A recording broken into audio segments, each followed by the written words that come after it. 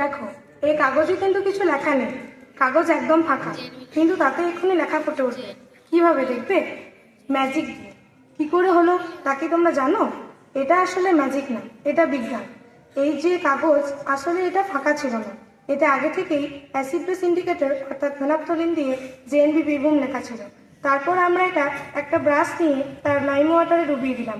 আমরা সবাই জানি যে লাইম ওয়াটার একটা বেস, তাই তা ফেনাফথলিনের সংস্পর্শে এসে গাঢ় গোলাপি রঙের হয়ে গেল।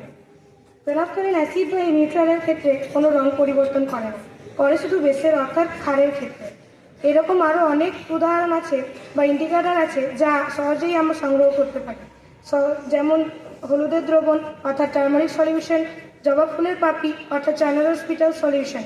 আজকের জন্য এইটুকুই। ধন্যবাদ সকলকে। আজকের দিন সকলের জন্য আনন্দময় হোক।